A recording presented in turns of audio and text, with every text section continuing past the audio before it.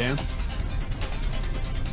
Yeah, I'm in the exact same spot where it happened, and interestingly enough, this is the same place where I was standing about a week ago with a former Border Patrol agent talking about the fact that one of the sewer grades was open and people could just walk right through. Here it is, and it's 2 layers of fences. This is obviously the U.S. side. This is about 25 or 30 feet on this side, but the first layer on the Mexico side is 18 feet, and that is where this little child was dropped over into what they call the no man's land in between. Fortunately for this child, he had family with him. Fortunately, he was caught. I don't know if you've seen this video. It actually happened at midnight on Sunday. They just released the video yesterday, and we're talking about it today. Take a look at this. It's one of the most disturbing images you will ever see. Unfortunately, it's an image we've seen time and time again over the past 2 months. Only this time, it happened in our front yard, the border wall in Imperial Beach. Smugglers dropped a 2-year-old child over the primary fencing here. It measures approximately 18 feet in height. Fortunately for the child, there was a person on the north side of the fencing that was able to capture him.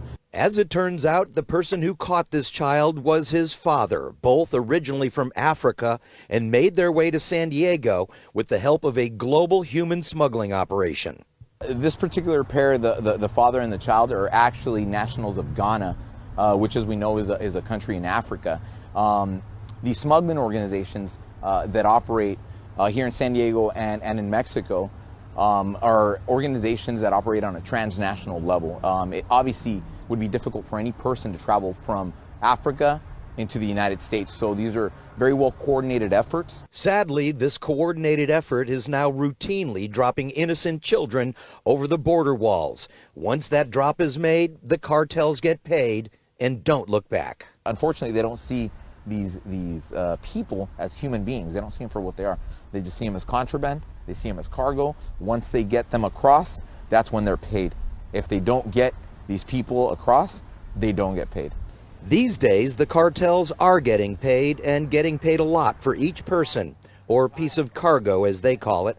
On this day, we encountered another surrender to the Border Patrol, a man and a woman outside the outlet mall who now have to pay the cartels for that journey. The criminal organizations charge anywhere from $8,000 to $12,000, depending on the zone that they are smuggled through, and depending on the method that is utilized, either up and over the fencing, out in the remote desert, through vehicles at the ports of entry.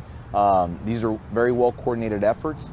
It's so well coordinated that the human smuggling serves 2 purposes.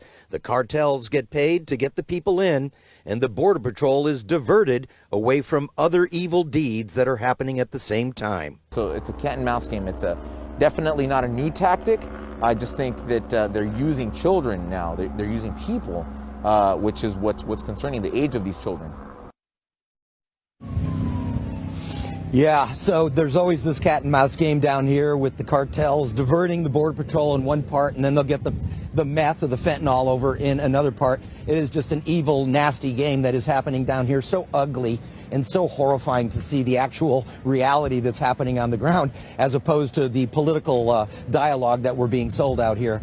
But, you know, it is a brutal journey for all of these people, whether you're a little kid being dropped over an 18-foot fence and you originated from Ghana, or whether you're those 2 kids that we saw from Guatemala who just walked through an opening in the fence and put their hands up and said, "I'm here, let me in." And, you know, let me just say before we go, every time we come down here, we find some evidence of the smuggling operation. The last time it was that ladder. It was about a 20-foot ladder that hooks on top of the fence here, and you can crawl down. Today, as we're looking around, I couldn't believe my eyes. I looked down on the ground, and I found 2 identification cards. First, I found this one, and I'm like, oh my gosh, what is that? It is an identification card from a woman from Sierra Leone. This is her actual social security card with a fingerprint on the back. About 10 feet up, I found another card. The same woman. This is her teacher's union card in Sierra Leone. She is a teacher, and basically it says instructions for this on how to check in as a teacher in Sierra Leone. So presumably this woman is somewhere here in the United States. Presumably she came over the fence here, maybe with that same group. I don't know. Nobody really knows. But I did find these IDs, and I'm sure that this woman, her name is Gali Thoranka, Gale Thoranka from Sierra Leone. I have her Social Security card and her teacher's union card in my hand. And it's just, wow. I mean, your head spins when you come down here and you see this happening every single day. And it's just, it's crazy. So this is what we found today. It's just, yeah, something's got to give out here, right? Something's got to give. The cartels are making more money than ever before. And once again, nothing comes across the border illegally without the help of the cartels, without paying the cartels. So that's what's going on here, and I thank Angel Moreno for talking to us honestly and openly about this, because, you know, it's been pretty tough for the Border Patrol to speak honestly and openly about this. So we thank them for sharing that with us today. That's what's up. Dan, we see the video of the young child being dropped, and we know that the group was found and you know, captured, I suppose is the term. And you've got those two border walls so that there's that no man's land. Are they able to get over pretty quick once they see the surveillance video and apprehend these people? Yeah, they are. And in fact, in that video, I don't think we showed it, but in that video that the Border Patrol took, by the way, that was taken from a camera that's on top of one of these posts that's just right here.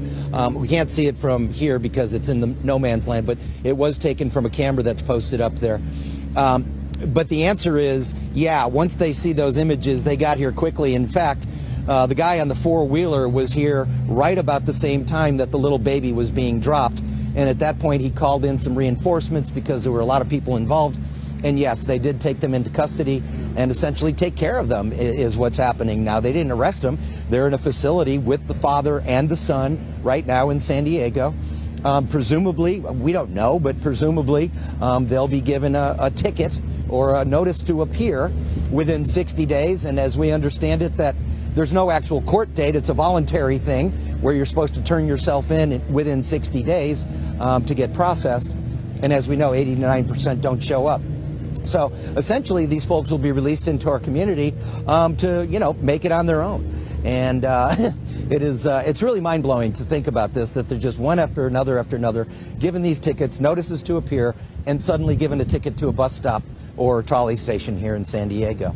And that is what's happening every day, all day here in San Diego. But wow, kind of blows your mind to think that it happened right here.